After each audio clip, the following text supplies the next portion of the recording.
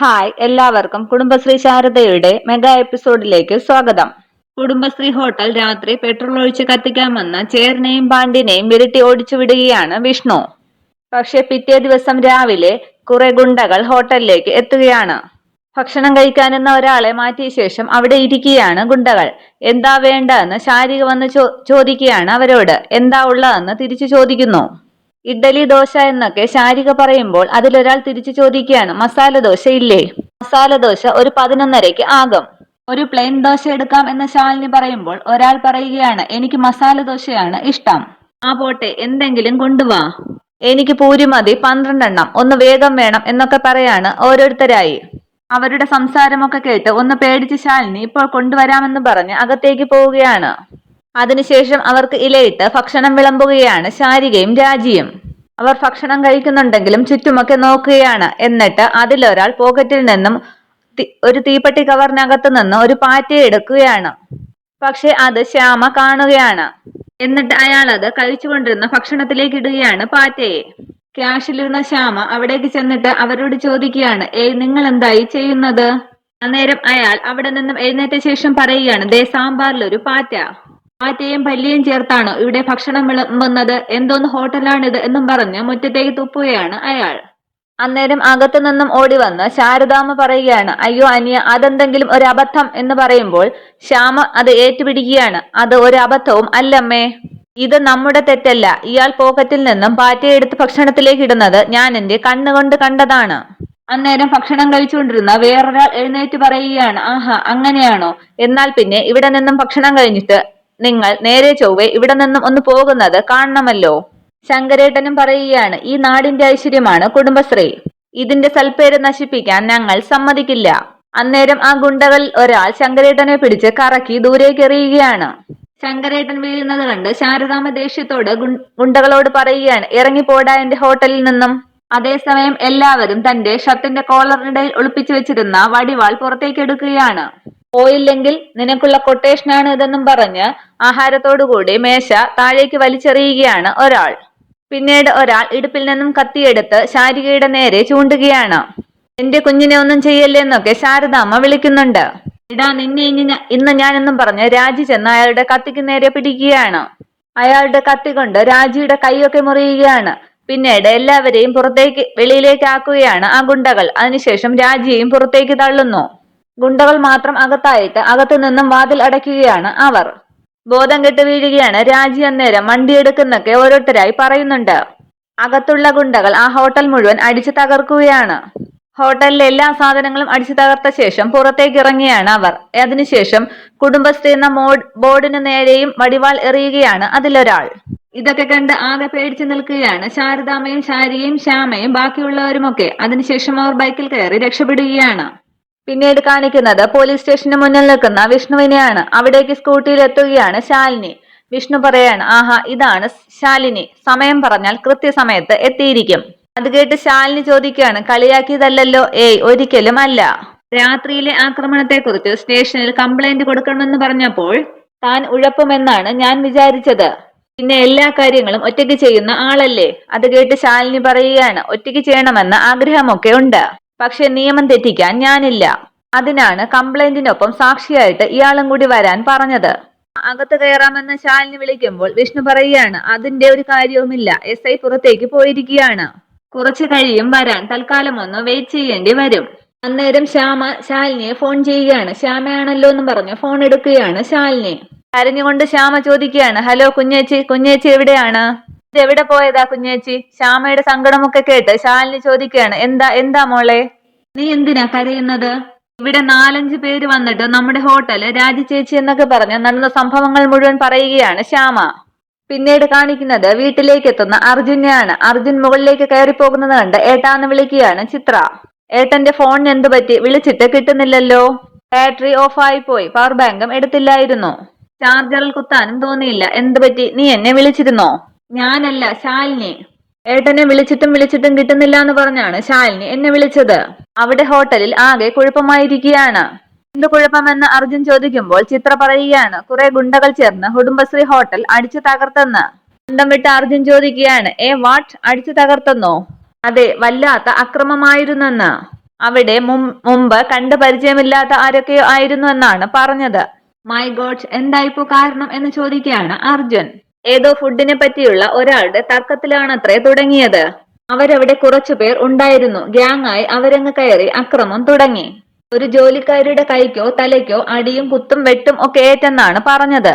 ശാലിനി അവിടെ ഇല്ലായിരുന്നു. ശാലിനി പുറത്തെവിടെയോ പോയ സമയത്തായിരുന്നു സംഭവം. ഏട്ടന് പറ്റുമെങ്കിൽ അങ്ങോട്ടൊന്ന് ചെല്ലുമോ എന്ന് ചോദിച്ചു. ശരി, ഞാൻ അവിടം വരെ ഒന്ന് പോയിട്ട് വരാമെന്നും പറഞ്ഞ് ഇറങ്ങുകയാണ് അർജുൻ.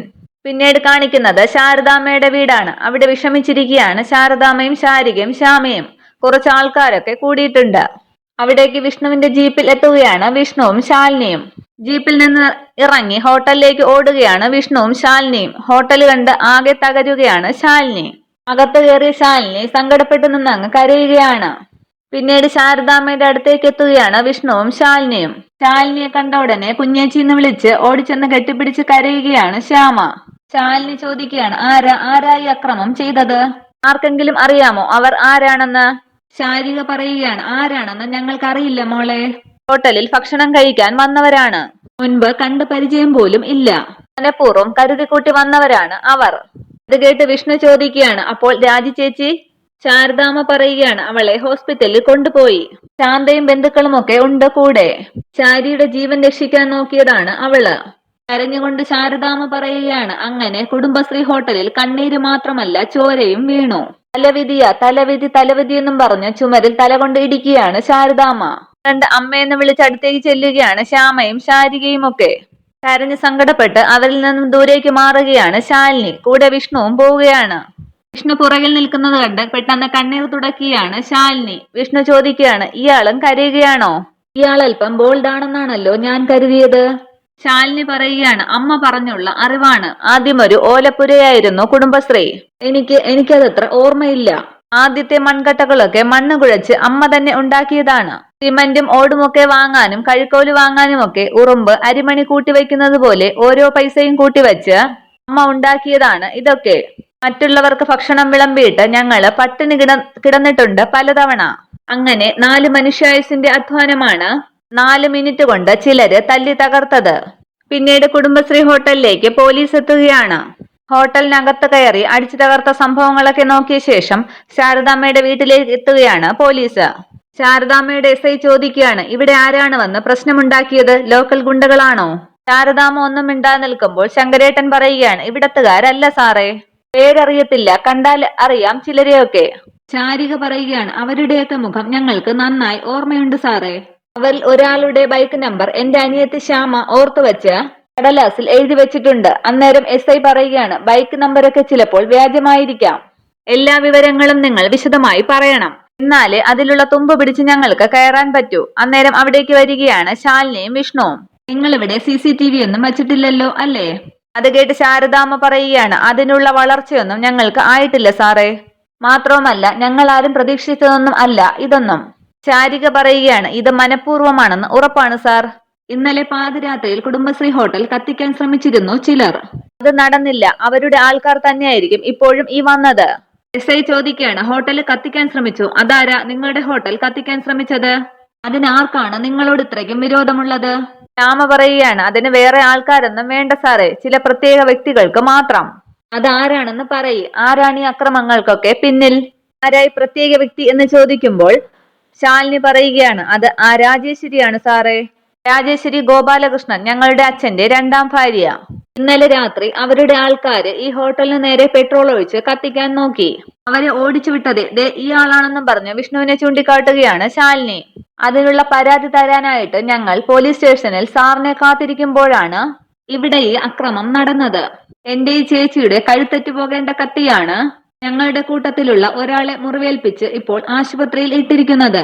ഇനിയെങ്കിലും സാറ് പറയേ, രാജേശ്വരി അറസ്റ്റ് ചെയ്യാൻ പറ്റുമോ സാറിന്? സോറി, അതിപ്പോ അന്വേഷണം നടത്തി വ്യക്തമായ തെളിവുകളോടുകൂടിയേ ഞങ്ങൾക്ക് അറസ്റ്റ് ചെയ്യാൻ പറ്റൂ. നിങ്ങൾ കംപ്ലൈന്റ് കൊടുക്ക്. ദേഷ്യപ്പെട്ട് ശാലിനി ചോദിക്കുകയാണ്, കംപ്ലൈന്റ്? എന്ത് കംപ്ലൈന്റ് ആണ് സാറേ? കുറെ നാളായിട്ട് ഇതുപോലെ ചിലതൊക്കെ വെണ്ടയ്ക്ക വലിപ്പത്തിൽ പേപ്പറിൽ എഴുതി തന്നിട്ട് വല്ലതും നടന്നോ? ഒന്നും നടന്നില്ലല്ലോ. ഇനിയിപ്പോ നിങ്ങളെ കൊണ്ട് പറ്റിയില്ലെങ്കിൽ ശാലിനി അത് ചെയ്യും സാറേ. എനിക്ക് അന്വേഷണത്തിന്റെയും തെളിവെടുപ്പിന്റെയും ആവശ്യമൊന്നും ഇല്ല. ഞങ്ങൾ 4 പെണ്ണുങ്ങളുടെ അധ്വാനം കണ്ണീരും വിയർപ്പുമാണ് അവിടെ തട്ടിത്തൂങ്ങി തകർന്ന തരിപ്പണമായി കിടക്കുന്നത്. ഇതിന് ഞങ്ങൾ ആ രാജേശ്വരിയെ കൊണ്ട് കണക്ക് പറയിപ്പിക്കും. വിചാരണയില്ല, ഇതിലിനി ശിക്ഷയേ ഉള്ളൂ. അപ്പോ പിന്നെ സാറ് റൂളും വകുപ്പും ഒന്നും പറഞ്ഞു വരരുത്. ആ അമ്മേ, നമുക്ക് അവിടെയൊക്കെ ഒന്ന് വൃത്തിയാക്കാം. പോലീസും പട്ടാളവും ഒന്നും അതിനൊന്നും വരില്ല. നമുക്ക് നമ്മളെയുള്ളൂ സഹായിക്കാൻ. ഇത്രയും പറഞ്ഞ് ഹോട്ടലിലേക്ക് പോവുകയാണ് ശാരദാമ്മയും ശാരികയും ശ്യാമയും ശാലിനിയും. പിന്നീട് കാണിക്കുന്നത് വീട്ടിൽ പായസം ഉണ്ടാക്കി വിളമ്പുന്ന രാജേശ്വരിയാണ്. അവിടേക്ക് പുറത്തുനിന്നും എത്തുകയാണ് ബാലചന്ദ്രനും ഗോപാലകൃഷ്ണനും. പായസവുമായി ഹാളിലേക്ക് വന്ന് രാജേശ്വരി പറയുകയാണ്, ദാ രണ്ടാൾക്കും പായസം റെഡി. ഇതെന്താ രാജേശ്വരി പായസമൊക്കെ? എന്തെങ്കിലും വിശേഷമുണ്ടോ? പായസം അവിടെ വെച്ച ശേഷം രാജേശ്വരി ചോദിക്കുകയാണ്, വിശേഷമൊന്നും ഇല്ലാതെ പിന്നെ? അപ്പോ നീ ഒന്നും അറിഞ്ഞില്ലേ ബാലചന്ദ്ര? ഇല്ലെന്ന് തലകുലുക്കിയാണ് ബാലചന്ദ്രൻ. എന്നാ പിന്നെ ഇപ്പൊ അറിഞ്ഞോ? ശാരദയുടെ കുടുംബശ്രീ ഹോട്ടല് ചിലര് ചേർന്ന് അടിച്ചു തകർത്തു. പായസം പിടിക്കുന്നു പറഞ്ഞ ചൂട് പായസം ഗോപാലകൃഷ്ണന്റെ കയ്യിലേക്ക് കൊടുക്കുകയാണ് രാജേശ്വരി. അയ്യോ, കൈ പൊള്ളി എന്നും പറഞ്ഞ് പായസം വാങ്ങുകയാണ് ഗോപാലകൃഷ്ണൻ. അത് കണ്ട് രാജേശ്വരി പറയുകയാണ്, ചിലർക്ക് പൊള്ളിക്കാനാണല്ലോ ഈ വാർത്ത പറഞ്ഞത്. കാര്യങ്ങൾ വിശദമായിട്ടൊന്നും പറ ചേച്ചി, എങ്ങനെയായിരുന്നു സംഭവം? ഓ, അങ്ങനെ പറയാൻ പ്രത്യേകിച്ചൊന്നും ഇല്ലെന്നേ. അവിടെ കുറെ ആൾക്കാര് ഭക്ഷണം കഴിക്കാൻ കയറിയപ്പോൾ സാമ്പാറിൽ നിന്നൊരു പാറ്റയെ കിട്ടിയെന്ന്. അത് ചോദ്യം ചെയ്ത അയാളോട് ശാരദയും മക്കളും കയറിയങ്ങ് ഉടക്കി. കൂട്ടത്തിൽ 1-2 ലോക്കൽസും. എപ്പോഴും നാട്ടുകാര് കൂടെ ഉണ്ടാകും എന്നുള്ള ധിക്കാരത്തിലായിരുന്നു ഉടക്കിയത്. പക്ഷെ വന്നവന്മാര് വേന്ദ്രന്മാരായിരുന്നു. അവന്മാര് വടിവാളും കഠാരയും ഒക്കെ എടുത്തങ്ങ് വീശി. ശാരദയുടെ കഴുത്തെറ്റ് വീഴേണ്ടതായിരുന്നു. പക്ഷെ അവലക്ഷണം പിടിച്ച ജോലിക്കാരി രാജി കയറി നടുവിൽ നിന്ന് കളഞ്ഞു. അപ്പോ പിന്നെ അവളുടെ കൈക്കിട്ടാണ് പൂള് കിട്ടിയത്. പിന്നെ ഹോട്ടൽ അടിച്ചു തകർത്തിട്ട് അവരവരുടെ പാട്ടിനങ്ങ് പോയി. അത്ര തന്നെ എന്ന് പറയുമ്പോൾ സന്തോഷത്തോടു കൂടി ബാലചന്ദ്രൻ ചോദിക്കുകയാണ്, ആണോ? എന്റെ അമ്മയെ പൊളിച്ചു. അവസാനം അത് നടന്നല്ലോ. ഇതൊക്കെ കേട്ട് സംശയിച്ച് ഗോപാലകൃഷ്ണൻ ചോദിക്കുകയാണ്, സത്യം പറ രാജേശ്വരി, അതിനു പിന്നിൽ നീയല്ലേ കളിച്ചത്? എന്തൊരു വൃത്തികെട്ട മനുഷ്യനാ ഇങ്ങേരെന്ന് നോക്കിയേ. കുടുംബശ്രീ ഹോട്ടല് തകർന്നെങ്കിൽ അതിനു പിന്നിൽ ഞാനല്ലാതെ പിന്നെ ആരാണ് ഗോപാലേട്ടാ? നിങ്ങളെ കൊണ്ടും നിങ്ങളുടെ അളിയനെ കൊണ്ടും ചെയ്യാൻ പറ്റാത്തത് വേറെ ആമ്പിള്ളേരെ കൊണ്ട് ചെയ്യിച്ചു എന്ന് കരുതിയാൽ മതി. ഞാനല്ല, ആ പാണ്ഡ്യൻ തന്നെ. പാണ്ഡ്യനോന്ന് ബാലചന്ദ്രൻ ചോദിക്കുമ്പോൾ വീണ്ടും രാജേശ്വരി പറയുകയാണ്, ആ പാണ്ഡ്യനും ചേരനും വന്ന് മടങ്ങിയപ്പോൾ നിങ്ങൾക്കെന്നെ എന്തൊരു പരിഹാസമായിരുന്നു. വന്നവര് വാലും ചുരുട്ടി മടങ്ങിയെന്നും പറഞ്ഞ് എന്നെ അങ്ങ് അപമാനിക്കാൻ നോക്കി. അപ്പോഴേ ഞാൻ പറഞ്ഞതാണ്, വാലും ചുരുട്ടി മടങ്ങിയതല്ല, പാണ്ഡ്യൻ വാളെടുത്ത് മടങ്ങി വരുമെന്ന്. അവര് തന്നെയാണോ ചേച്ചി ഇത് ചെയ്തത്? അങ്ങനെയാണെങ്കിൽ വിഷ്ണു അറിയില്ലേ നമ്മളാണ് ഇതിന് പിന്നിലെന്ന്? അറിയില്ല, അവരല്ലടാ, അവര് സബ് കോൺട്രാക്ട് കൊടുത്തു വേറൊരു ടീമിന്. നമുക്ക് കാര്യം നടന്നാ പോരെ, അതങ്ങ് നടന്നു, അത്ര തന്നെ. അപ്പോ ശാലിനി ഇല്ലായിരുന്ന ഹോട്ടലിൽ എന്ന് ചോദിക്കുകയാണ് ഗോപാലകൃഷ്ണൻ. അഹങ്കാരി അവിടെ ഇല്ലായിരുന്നു, അല്ലെങ്കിൽ ആ വെട്ട് അവൾക്ക് കിട്ടേണ്ട അവാർഡായിരുന്നു. ഒരു ചാൻസ് മിസ്സായി. അല്ല ചേച്ചി, ഇതൊക്കെ എങ്ങനെ അറിഞ്ഞു? അവന്മാര് ഫോൺ വിളിച്ചു പറഞ്ഞോ? ആണെങ്കിൽ അവന്മാരെങ്ങാനും പിടിയിലായ ഫോൺ കോൾ ട്രേസ് ചെയ്ത് പോലീസിനെത്തുമേ പറഞ്ഞേക്കാം. എവിടെന്ന്? അവരൊക്കെ എത്തേണ്ടിടത്ത് സേഫ് ആയിട്ട് എത്തിയില്ലേ? പിന്നെ എന്നെ വിളിച്ചത് അവരാരുമല്ല, സാക്ഷാൽ പാണ്ഡ്യൻ തന്നെ. പാണ്ഡ്യനെ തൊട്ടാൽ പൊള്ളും പോലീസിന്. തമിഴ്നാട്ടിലായാലും കേരളത്തിലായാലും അതെനിക്ക് അറിയൂ. അതാണ് ഞാൻ രാവിലെ ബെറ്റ് വെച്ചത്. എന്തായാലും നന്നായി, ചേച്ചിയുടെ വളരെ കാലമായിട്ടുള്ള ആഗ്രഹം സാധിച്ചല്ലോ. ഇനിയെങ്കിലും ഈ വീട്ടിലൊരു മനസമാധാനം കിട്ടിയാൽ മതിയായിരുന്നു. മനസമാധാനം പൂർണ്ണമായിട്ട് ആയിട്ടില്ലടാ. കഴുത്തൊടിഞ്ഞ കോഴിയെ പോലെ കിടക്കുകയാണ് കുടുംബശ്രീ ഹോട്ടൽ. അതിന് നേരെയാക്കണമെന്നുണ്ടെങ്കിൽ നല്ല പണം വേണ്ടിവരുമെന്നുള്ളത് ഉറപ്പാണ്. അതേതായാലും ഇപ്പോൾ ശാരദയുടെ കയ്യിലില്ല. കൂട്ടത്തിൽ നമുക്ക് തരാനുള്ള 10 ലക്ഷത്തിന്റെ കടം വേറെയും. കോശിയുടെ സ്ഥലത്ത് കള്ളഷാപ്പ് തടയാൻ വേണ്ടിയിട്ട് 15 ലക്ഷത്തിന്റെ ബാധ്യത അവൾ നേരത്തെ ഏറ്റിട്ടുണ്ട്. ഉദാരമതിയായതുകൊണ്ട് രാജിയുടെ ചികിത്സയ്ക്കുള്ള പണവും അവൾ തന്നെ ഏറ്റിട്ടുണ്ടാകും. ഇതെല്ലാം കൂടി ലക്ഷങ്ങൾ കുറെ വേണ്ടിവരും. ശാരദ എവിടെ നിന്നുണ്ടാക്കും ഇത്രയും കാശ്? നിങ്ങൾ തന്നെ പറയ്. ഗോപാലകൃഷ്ണൻ പറയുകയാണ്, എന്ന് ചോദിച്ചാൽ ഇപ്പോഴത്തെ അവസ്ഥയിൽ ശാരദ വിചാരിച്ചാൽ ഒന്നും നടക്കില്ല. അവൾക്ക് ഈ നാട് വിടേണ്ടി വരും എന്നുള്ള കാര്യം ഉറപ്പാണ്. അത് അവസാന നീക്കം. അതിനു മുൻപ് സാവകാശവും കരുണയും യാചിച്ച് അവൾ ഈ വീട്ടുമുറ്റത്ത് തന്നെ വരും. വേണ്ടി വന്നാൽ ശാലിനി അടക്കമുള്ള അവളുടെ മക്കൾ എല്ലാവരും വരും, വാലുപോലെ. അപ്പോൾ എന്റെ കാല് കഴിയ വെള്ളം കുടിപ്പിച്ചിട്ട് ചൂലെടുത്ത് അടിച്ചിറക്കും അവരെല്ലാത്തിനെയും. ആദ്യം ഈ ഗേറ്റിനകത്ത് നിന്ന്, പിന്നെ ഈ അവളുടെ കിടപ്പാടത്തിൽ നിന്നും. അന്നേ ഈ രാജേശ്വരിക്ക് പൂർണ്ണ സമാധാനമാകൂ. ചേച്ചി പറഞ്ഞതൊക്കെ ഒരുപക്ഷെ ശാരദാമ്മ ചെയ്യുമായിരിക്കും. പക്ഷെ ശാലിനി സമ്മതിക്കുമോ എന്ന് ചേച്ചിക്ക് തോന്നുന്നുണ്ടോ?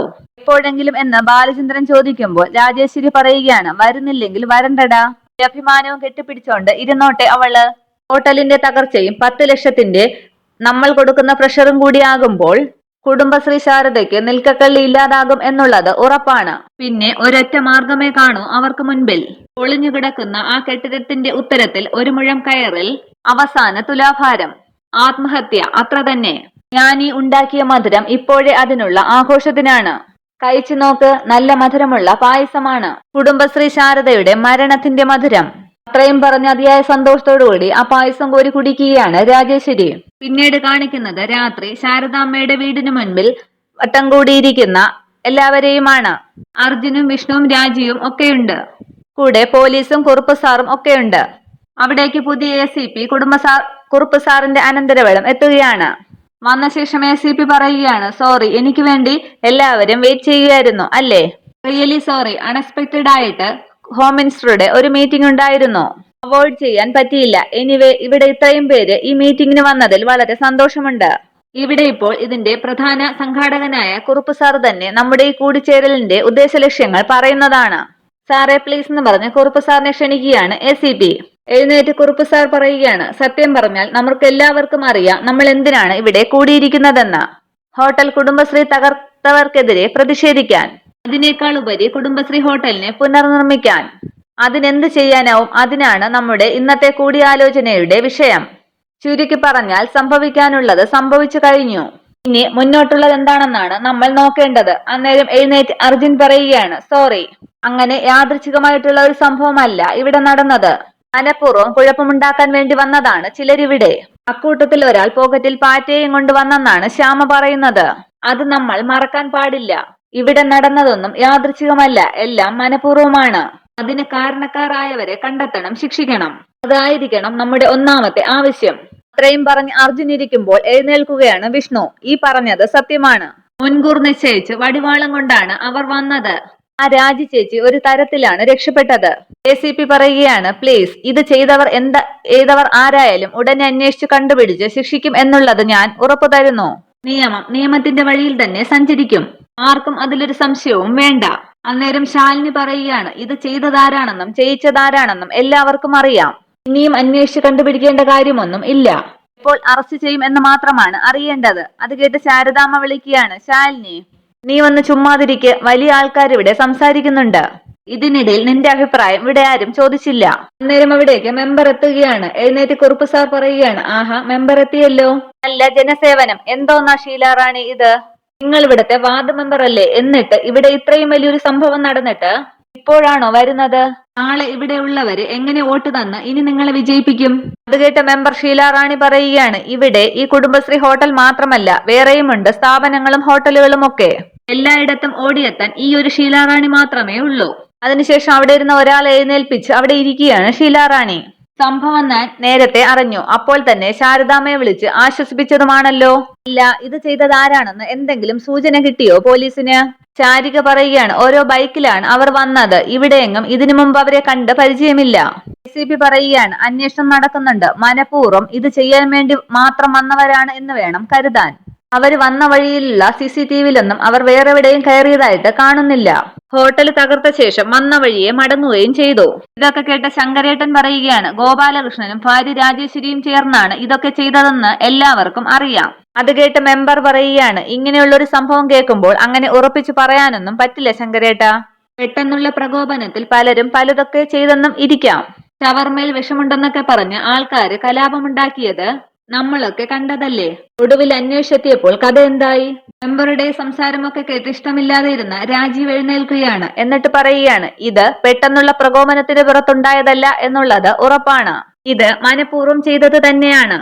പിന്നെ തന്റെ തട്ടകത്തിൽ ഇതുപോലെ ഒരു അപകടം നടക്കുമ്പോൾ ഫോൺ വഴി മാത്രം വിളിച്ച് ആശ്വസിപ്പിക്കുന്ന കൗൺസിലർ രാജിവെച്ചൊഴിയണം എന്നാണ് എന്റെ ഒരു അഭിപ്രായം. അത് കേട്ട് ദേഷ്യപ്പെട്ട് ചാടി എഴുന്നേറ്റ് മെമ്പർ പറയുകയാണ്, എടോ, താൻ വലിയ വാദ്യാരാണ് എന്നൊക്കെയുള്ളത് ഉറപ്പ് തന്നെയാണ്. പക്ഷെ അന്യനാട്ടിൽ നിന്നും ഇവിടെ കയറി വന്നിട്ട് വലിയ ഡയലോഗൊന്നും വേണ്ട. പറഞ്ഞില്ല എന്ന് വേണ്ട എന്ന് പറയുമ്പോൾ കുറുപ്പ് സാർ എഴുന്നേറ്റ് പറയുകയാണ്, ഷീലാറാണി, വേണ്ട, ഇത് പാർട്ടി മീറ്റിംഗ് ഒന്നും അല്ല. സാർ ഇരിക്കെന്ന് പറയുകയാണ് രാജീവിനോട് കുറുപ്പ് സാർ. കുറുപ്പ് സാർ തുടരുകയാണ്, നമുക്ക് തൽക്കാലം മറ്റു കാര്യങ്ങളൊക്കെ വിടാം. അക്രമികളുടെ കാര്യമൊക്കെ പോലീസ് നോക്കട്ടെ.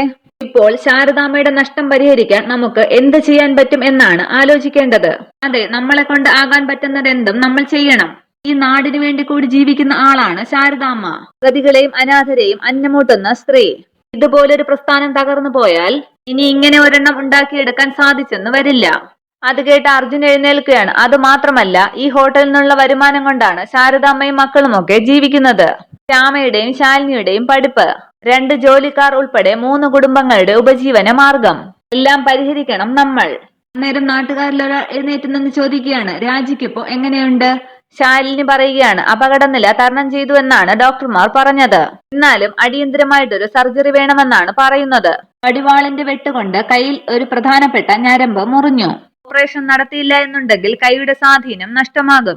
പിന്നെ ജോലിയെടുത്ത് ജീവിക്കാനൊക്കെ വലിയ ബുദ്ധിമുട്ടാണ്. സങ്കടപ്പെട്ട് ശാരദാമ്മ പറയുകയാണ്, അതിനും വേണം 50,000 എന്നാണ് ആശുപത്രിയിൽ നിന്നും പറഞ്ഞത്. ശാന്ത ചോദിക്കുകയാണ്, ഇവിടെ ഈ ഹോട്ടൽ ഇല്ല എന്നുണ്ടെങ്കിൽ നമ്മൾ 2 കുടുംബങ്ങൾ എവിടെ പോയി ജീവിക്കണം എന്നുകൂടി നിങ്ങൾ പറഞ്ഞു തരണം. അന്നേരം ദാസൻ ചോദിക്കുകയാണ്, എന്നാൽ പിന്നെ എല്ലാവർക്കും കൂടി ഒരു പിരിവിട്ടാലോ? കാശ് കുറെ കിട്ടില്ലേ? അന്നേരം ശാരദാമ്മ പറയുകയാണ്, ഏയ് അതേതായാലും വേണ്ട. നാട്ടുകാരുടെ മുൻപിൽ ശാരദയും മക്കളും പിച്ചക്കാരാവുന്ന ഏർപ്പാടാണ് അത്. ഇതുവരെ ഒരാളുടെയും ഔദാര്യമൊന്നും സ്വീകരിച്ച് ശീലിച്ച് വളർന്നിട്ടില്ല ഞങ്ങൾ. ശാരികയും പറയുകയാണ്, അമ്മയുടെ അഭിപ്രായം തന്നെയാണ് എനിക്കും. അത് കേട്ട് വിഷ്ണു പറയുകയാണ്, ഞാനും അതിന് യോജിക്കുന്നില്ല. കാരണം അതുമാത്രമല്ല, പിന്നെ നമ്മുടെ നാട്ടുകാരും അവരുടെ കാര്യവും അറിയാമല്ലോ. പിരിവെന്ന് കേട്ടാൽ അവരുടെ പോക്കറ്റിൽ നിന്നും 20ഓ 50ഓ മാത്രമേ ഇറങ്ങുകയുള്ളൂ. പോരാത്തതിന് സൗജന്യം സ്വീകരിച്ചെന്നും ആവും. എന്നിട്ടെന്ത് കാര്യം? നമ്മുടെ ആവശ്യം നടക്കുകയുമില്ല. ശാരദാമ്മ പറയുകയാണ്, എന്തെങ്കിലും ജോലിയെടുത്ത് കിട്ടുന്ന പ്രതിഫലം കൊണ്ട് രാജിയുടെ ചിലവുകൾ നടത്തണമെന്നാണ് ആഗ്രഹം. അതിന് വീണ്ടും ഹോട്ടൽ തുറന്നാലേ പറ്റൂ. മെമ്പർ പറയുകയാണ്, അതെ, ശാരദാമ്മയ്ക്കും മക്കൾക്കും അറിയാവുന്നത് ഹോട്ടൽ പണി മാത്രമല്ലേ? പിന്നെ ശാലിനിയുടെ IAS, അതൊക്കെ എന്ന് നടക്കാനാ? മാത്രമല്ല അതിനും വേണ്ടേ പഠിപ്പിനും പരീക്ഷയ്ക്കുമൊക്കെ കാശ്. എന്നാ പിന്നെ അത് തന്നെ ആയാലോ എന്ന് ചോദിക്കുകയാണ് ഒരു മാഡം. മെമ്പർ ചോദിക്കുകയാണ്, എന്ത്, ശാലിനി IASന് പഠിപ്പിക്കാനോ? ഏയ് അതല്ലെന്നേ, കുടുംബശ്രീ ഹോട്ടലിന്റെ മാത്രമായി നമുക്കൊരു ഫുഡ് ഫെസ്റ്റിവൽ നടത്താം. കുടുംബശ്രീയുടെയും അഭ്യുദയകാംക്ഷികളുടെയും എല്ലാ പിന്തുണയും അധ്വാനവും ഉണ്ടാകും എന്നുള്ളത് ഉറപ്പ്. ജിയുടെ കാര്യത്തിൽ കുടുംബശ്രീ ഹോട്ടൽ പേര് കേട്ടതായതുകൊണ്ട് ആൾക്കാർ ഒഴുകിയെത്തും. അതിന്റെ ലാഭം മതിയാകും ഹോട്ടൽ പുനർനിർമ്മിക്കാനും രാജിയുടെ ഹോസ്പിറ്റൽ ചിലവിനും. ആ അഭിപ്രായത്തോട് എല്ലാവരും യോജിക്കുകയാണ്. അർജുൻ പറയുകയാണ്, വാവ്, അതൊരു സൂപ്പർ ഐഡിയ ആണ്. Hotel Kudumbashree food festival. നല്ല പബ്ലിസിറ്റി കൊടുത്താൽ പരിപാടി ഗംഭീരമാകുമെന്നുള്ളത് ഉറപ്പാണ്. രാജീവ് പറയുകയാണ്, ഈ പബ്ലിസിറ്റിയുടെ കാര്യങ്ങളൊക്കെ ഞാൻ ഏറ്റു. എന്റെ കുറച്ച് സ്റ്റുഡൻസ് അതിൽ എക്സ്പെർട്ട് ആണ്. വിഷ്ണു പറയുകയാണ്, ഞാനും ഈ അഭിപ്രായത്തോട് വോട്ട് ചെയ്യുന്നു. ഫുഡ് ഉണ്ടാക്കാനും അതൊരു ഫെസ്റ്റിവൽ പോലെ ഇവിടെ ഈ നടയിൽ തന്നെ ആഘോഷമാക്കാനും ഞാനും എന്റെ ഗാങ്ങും വിചാരിച്ചാൽ പുഷ്പം പോലെ അത് നടക്കും. നേരം ACP എഴുന്നേൽക്കുകയാണ്, ദാറ്റ്സ് ഗ്രേറ്റ്. അപ്പോ ഇന്ന് ഇവിടെ ഈ മീറ്റിംഗിൽ നമുക്ക് അങ്ങനെ തീരുമാനിക്കാം. ഹോട്ടൽ കുടുംബശ്രീ വക 1 ഡേ ഫുഡ് ഫെസ്റ്റിവൽ. നല്ല നാടൻ ഭാഷയിൽ പറഞ്ഞാൽ നമ്മൾ പൊളിക്കുന്നു. സമ്മതമുള്ളവർക്ക് കൈയടിച്ച് സ്വന്തം അഭിപ്രായം രേഖപ്പെടുത്താം. അന്നേരം എല്ലാവരും കൈയടിക്കുകയാണ്. കൈയടിച്ച് ചിരിച്ചുകൊണ്ട് വിഷ്ണു ദാസിനോടും കമലിനോടും പറയുകയാണ്, കൈയടിക്കടാ. പിന്നീട് കാണിക്കുന്നത് രാജേശ്വരിയുടെ വീട്ടിലിരിക്കുന്ന മെമ്പർ ഷീലാറാണിയാണ്. താഴേക്ക് ഇറങ്ങി വരികയാണ് ഗോപാലകൃഷ്ണനും ബാലചന്ദ്രനും. ഗോപാലകൃഷ്ണൻ ചോദിക്കുകയാണ്, അല്ല മെമ്പർ ഇതെപ്പോ വന്നു? അറിഞ്ഞില്ലല്ലോ. വന്നിട്ട് കുറെ നേരമായി, ചേട്ടൻ ക്രിക്കറ്റ് കളി കാണുവാണെന്ന് പറഞ്ഞുകൊണ്ടാണ് അങ്ങോട്ട് വരാതിരുന്നത്. ബാലചന്ദ്രൻ ചോദിക്കുകയാണ്, അതിപ്പോ റാണി ചേച്ചിക്ക് ഈ വീട്ടിൽ അങ്ങനെ വല്ലതും നോക്കണോ? സർവ്വ സ്വാതന്ത്ര്യമല്ലേ? നേരം അകത്തു നിന്നും പുറത്തേക്ക് വന്ന രാജേശ്വരി ചോദിക്കുകയാണ്, അതാണ് ഞാനും പറഞ്ഞത്. ദാ ചായ കുടിക്കെന്നും പറഞ്ഞ് മെമ്പർക്ക് ചായ കൊടുക്കുകയാണ് രാജേശ്വരി. രാജേശ്വരി പറയുകയാണ്, റാണി ഇപ്പോൾ നമ്മുടെ ശാരദയുടെ വീട്ടുമുറ്റത്ത് വെച്ചുണ്ടായ മീറ്റിംഗിൽ പങ്കെടുത്തിട്ടാണ് വരുന്നത്. നാട്ടുകാരും ഉദ്യോഗസ്ഥരും ചേർന്ന് ഒരു 1 ഡേ ഫുഡ് ഫെസ്റ്റിവൽ നടത്തുന്നു, കുടുംബശ്രീ ശാരദയെ സഹായിക്കാൻ. ബാലചന്ദ്രൻ ചോദിക്കുകയാണ്, ഫുഡ് ഫെസ്റ്റിവലോ? അതുകൊണ്ട് വല്ല പ്രയോജനവും ഉണ്ടാവുമോ റാണി ചേച്ചി? മെമ്പർ പറയുകയാണ്, അവരുടെ പ്ലാനിങ് കൃത്യമായി നടന്നാൽ നല്ല പൈസ വന്നു വീഴുമെന്നാണ് എനിക്ക് തോന്നുന്നത്. ശാരദാമ്മയ്ക്ക് കുടുംബശ്രീക്കാരുടെയും അയൽക്കൂട്ടത്തിന്റെയും ഒക്കെ നല്ല പിന്തുണയുണ്ട്. സ്പോൺസർഷിപ്പ് ഒക്കെ പരമാവധി സംഘടിപ്പിക്കാമെന്ന് ആ വക്കീലും ലെക്ചററും ഒക്കെ വാക്ക് കൊടുത്തിരിക്കുകയാണ്. വലിയ വലിയ കമ്പനിക്കാരൊക്കെ സ്പോൺസർഷിപ്പ് ഏറ്റെടുത്താൽ നിങ്ങൾക്ക് പണിയാകും എന്നുള്ളത് തീർച്ചയാണ്. കുടുംബശ്രീ ഹോട്ടലിന് 2 ഓടിളക്കുക, 1 കുപ്പി ഗ്ലാസ് പൊട്ടിക്കുക എന്നൊക്കെ ചെയ്തെന്ന് വെച്ചാൽ നാട്ടുകാരുടെ പങ്കാളിത്തത്തോടെ അധികം ഭംഗിയായിട്ട് അവര് തിരികെ കൊണ്ടുവരും. അത് ചിലപ്പോൾ ഒരു 5 സ്റ്റാർ ചായക്കട തന്നെ. പിന്നെ ആ ഗുണ്ടകളെ എങ്ങാനും പിടിച്ചാൽ അവര് നിന്നെയും ഒറ്റിയിട്ട് കൈ കഴുകുമെന്നാണ് എന്റെ പേടി. അറിയാമല്ലോ, കുറ്റം ചെയ്യുന്നതിന് തുല്യമാണ് ഗൂഢാലോചന, വധശ്രമം, ഭവനഭേദനം, ശാരീരിക അതിക്രമം, ഇതൊക്കെയാണ് വകുപ്പ്. ജാമ്യം പോലും കിട്ടില്ല നിങ്ങൾക്കൊന്നും. ഇതൊക്കെ കേട്ട് പേടിച്ച് ഗോപാലകൃഷ്ണൻ പറയാണ്, ഈ ഏടാകൂടത്തിനൊന്നും പോകണ്ടെന്ന് ഞാൻ അപ്പോഴേ പറഞ്ഞതാണ് റാണി. അപ്പോഴൊന്നും കേട്ടില്ല ദേ ഇവനും ഇവളും. അത് കേട്ട് രാജേശ്വരി പറയാണ്, നിങ്ങളൊന്ന് ചുമ്മാതിരിക്കും മനുഷ്യ. കഴിഞ്ഞത് കഴിഞ്ഞില്ലേ, തലയ്ക്ക് മീതെ വെള്ളം വന്നാൽ അതിനു മീതെ തോണി ഇറക്കും, അത്ര തന്നെ. ഏതായാലും ഇത്രയും ആയില്ലേ, ഇനി എന്തായാലും ഫൈനൽ റൗണ്ട് കൂടി കളിച്ചിട്ടേ ഈ രാജേശ്വരി വിശ്രമിക്കൂ. എടി, ഭൂമി പൂജയ്ക്ക് പോയി കുഴിയിൽ വീണതുപോലുള്ള നാണക്കേടിനൊന്നും പോകണ്ടെന്നാണ് ഇപ്പോഴും എന്റെ അഭിപ്രായം. ബാലചന്ദ്രൻ പറയുകയാണ്, അങ്ങനെ ഒരു അഭിപ്രായമൊന്നും എനിക്കില്ല. നാട്ടുകാരിപ്പോൾ നമുക്കെതിരായാലും ഫുഡ് ഫെസ്റ്റിവൽ കുളമാക്കിയേ പറ്റൂ. ദേഷ്യപ്പെട്ട് ഗോപാലകൃഷ്ണൻ പറയുകയാണ്, എന്നാ പിന്നെ ചെല്ലങ്ങോട്ട്. ശാരദയ്ക്ക് ഇത്രയും ജനപിന്തുണ എവിടെന്നാണെന്ന് നിങ്ങൾ ആലോചിക്കുന്നത് നല്ലതാണ്. വാർഡ് മെമ്പറായ ഈ റാണിക്കില്ല അത്രയും ജനപിന്തുണ. ഇതാണെങ്കിൽ സർവകക്ഷി ഭേദമന്യേ ഴിഞ്ഞുള്ള സപ്പോർട്ടാണ്. രാജേശ്വരി, നീ അവരുടെ ഭക്ഷണത്തിൽ പാറ്റയിട്ട് പേടിപ്പിക്കാൻ നോക്കിയിട്ടും സംഗതി ചീറ്റി. സത്യം പറഞ്ഞാൽ നീ ഓരോന്ന് ചെയ്യുന്നത് ശാരദയ്ക്ക് ഗുണമായിട്ടാണ് വന്നുകൊണ്ടിരിക്കുന്നത്. ദേഷ്യപ്പെട്ട് വീണ്ടും രാജേശ്വരി പറയുകയാണ്, നിങ്ങളൊന്നും മിണ്ടാതിരിക്കും മനുഷ്യ, തലയ്ക്കാകെ വട്ടുപിടിച്ചിരിക്കുകയാണ്. മെമ്പർ പറയുകയാണ്, ഞാനാണ് ഇവിടെ വന്ന് ഈ കാര്യങ്ങളൊക്കെ പറയുന്നതെന്ന് ഒരു കുഞ്ഞുപോലും അറിയല്ലേ രാജേശ്വരി. അടുത്ത ഇലക്ഷനില് ഞാൻ നിലം തൊടില്ല. തിരിച്ചുകൊണ്ട് രാജേശ്വരി പറയുകയാണ്, അതൊന്നും പേടിക്കേണ്ട. റാണിക്ക് എന്റെ കൂടെ നിൽക്കാൻ പറ്റുമോ, അതാണ് എനിക്കിപ്പോൾ അറിയേണ്ടത്. ഞാനൊരു രാഷ്ട്രീയക്കാരിയല്ലേ രാജേശ്വരി, ഗുണമുള്ളതിലേക്ക് ചായൂ. പോരാത്തതിന് നിന്റെ ബന്ധുവും. അതുകൊണ്ട് നമുക്കിടയിൽ ഒരു അന്തർധാരയുണ്ടെന്ന് നിനക്ക് വിശ്വസിക്കാം. റാണി ഒരു സംശയത്തിനും ഇടം കൊടുക്കാതെ നിന്നാൽ മതി. നിനക്ക് ഗുണമേ ഉണ്ടാകൂ. എന്നാൽ നീ പറയ്, ഞാൻ എന്താണ് ചെയ്യേണ്ടത്? രാജേശ്വരി പറയുകയാണ്, ട്രോജൻ കുതിര എന്ന് നീ കേട്ടിട്ടില്ലേ, അതുപോലെ ശാരദയുടെ പരാജയവും ആയ ഒരു ശത്രു, അതാണ് എനിക്കിപ്പോൾ കിട്ടേണ്ടത്. തൽക്കാലം രാജേശ്വരി മുൻപിലേക്ക് വരില്ല. നടക്കുന്നതിനൊന്നും ഉത്തരവാദി ആയിരിക്കത്തും ഇല്ല. എന്താ, സഹകരിക്കാൻ പറ്റുമോ? സംശയത്തോടു കൂടി മെമ്പർ ചോദിക്കുകയാണ്, ഞാൻ എന്താ ചെയ്യേണ്ടതെന്ന് ഇപ്പോഴും നീ പറഞ്ഞില്ല. ശാരദയുടെ കുടുംബശ്രീ നടത്തുന്ന ഫുഡ് ഫെസ്റ്റിവൽ തകർക്കാൻ 3 പ്ലാനാണ് എന്റെ തലയിൽ ഉള്ളത്. Plan A, B, C. ഇതിൽ പ്ലാൻ ബി ആണ് ഷീല റാണി നടപ്പിലാക്കേണ്ടത്. അപ്പോൾ പ്ലാൻ എയോ എന്ന് ചോദിക്കുകയാണ് മെമ്പർ. ശാരദയുടെ ഫുഡ് ഫെസ്റ്റിവലിലേക്ക് ഒരു പട്ടിക്കുഞ്ഞു പോലും തിരിഞ്ഞു നോക്കരുത്. ഉണ്ടാക്കുന്നവർ തന്നെ വെട്ടിവിഴുങ്ങേണ്ടി വരും. അങ്ങനെ രാജേശ്വരി പറയുമ്പോൾ അതെങ്ങനെ സാധിക്കുമെന്ന് ചോദിക്കുകയാണ് മെമ്പർ. അതൊക്കെ നീ നോക്കിക്കോ. മെമ്പർ വീണ്ടും ചോദിക്കുകയാണ്, അപ്പോൾ പ്ലാൻ ബിയോ? ഇനി അഥവാ ആരെങ്കിലും വന്നാൽ ഫുഡ് ഫെസ്റ്റിവലിൽ നിന്നും ഭക്ഷണം കഴിച്ചിട്ട് അവർ നേരെ പോകുന്നത് ഹോസ്പിറ്റലിലേക്ക് ആയിരിക്കും, അഡ്മിറ്റ് ആകാൻ. അതെങ്ങനെയെന്ന് വീണ്ടും ചോദിക്കുകയാണ് മെമ്പർ. കുടുംബശ്രീയുടെ സ്പെഷ്യൽ വിഭവമായ പായസമില്ലേ, അതിൽ നല്ല ഒന്നാന്തരം വിഷമിട്ട് മിക്സ് ചെയ്യണം. പായസമായതുകൊണ്ട് മണം പോലും പുറത്തു വരില്ല എന്നുള്ളത് ഉറപ്പാണ്. അതാണ് റാണി ചെയ്യേണ്ടത്. ഭയത്തോടുകൂടി മെമ്പർ ചോദിക്കുകയാണ്, അത് ഭയങ്കര റിസ്ക് പരിപാടിയാണ്. പിന്നെ എനിക്ക് പ്രയോജനമൊക്കെ ഉണ്ടാകുമെങ്കിൽ നോക്കാം. ഉണ്ടാകുമെന്ന് പറഞ്ഞില്ലേ റാണി, വിശ്വസിക്കുക. ഇല്ല, അപ്പോൾ പ്ലാൻ സിയോ? അത് തൽക്കാലം ഒരു സീക്രട്ട് ആണ്. ബാലചന്ദ്രൻ ഓപ്പറേറ്റ് ചെയ്യും. പ്ലാൻ എയും ബിയും പരാജയപ്പെട്ടാലേ ആ കടുങ്കൈ പുറത്തെടുക്കൂ. അതൊരൽപ്പം ചോര കാണുന്ന ഏർപ്പാടാണ്. ബാലനെ ചെയ്യാൻ പറ്റൂ. ബാല, നീ ഒന്ന് വന്നേ പറയട്ടെ എന്നും പറഞ്ഞ് ബാലനെയും കൂട്ടി അകത്തേക്ക് പോവുകയാണ് രാജേശ്വരി. അതിനുശേഷം ബാലചന്ദ്രനോട് തന്റെ പ്ലാൻ പറയുകയാണ് രാജേശ്വരി. ഒന്നും മനസ്സിലാകാതെ നിൽക്കുകയാണ് ഗോപാലകൃഷ്ണൻ. പിന്നീട് കാണിക്കുന്നത് ആകെ അലങ്കരിച്ച കുടുംബശ്രീ ഹോട്ടലിന്റെ മുറ്റമാണ്. എല്ലാവരും ചേർന്ന് ആഘോഷമായി ഭക്ഷണമൊക്കെ തയ്യാറാക്കുകയാണ്. തയ്യാറാക്കിയ ഭക്ഷണമെല്ലാം അതാത് കൗണ്ടറുകളിൽ കൊണ്ടുവയ്ക്കുകയാണ് ശാരദാമ്മയും മക്കളും വിഷ്ണുവും എല്ലാവരും ചേർന്ന്. അവിടെ പാട്ടും ഡാൻസും ഒക്കെ അരങ്ങേറുകയാണ്. ആ വേളയിലേക്ക് എത്തുകയാണ് രവിചന്ദ്രവർമ്മൻ. അന്നേരം പായസത്തിൽ വിഷം കലർത്തുകയാണ് മെമ്പർ ഷീല റാണി. ഇത്രയുമാണ് മഹാ എപ്പിസോഡ് വിശേഷങ്ങൾ. Okay, thank you.